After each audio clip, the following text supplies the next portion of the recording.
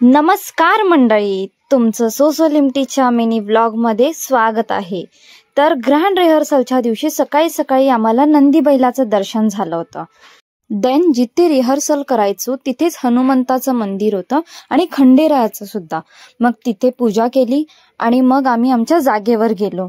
म्हटलं आज grand rehearsal आहे तर पहिली जागा पूर्ण स्वच्छ करून घ्यावी, म्हणून मग छान असं झाडू मॉप वगैरे करून घेतला आणि मग त्याच्यानंतर पुढची तयारी केली. कारण ग्रँड रिहर्सल होती ती एकदम ग्रँड झाली पाहिजे. आपण जिथेही रिहर्सल करतो तिथल्या जागेवलीची पूजा करणं हे तर महत्वाचंच असतं ना मंडळी. म्हणून मग तिथली पूजा वगैरे करून घेतली आणि मग ती पूर्ण जागा धूप अगरबत्ती दाखवून धुपवून घेतली.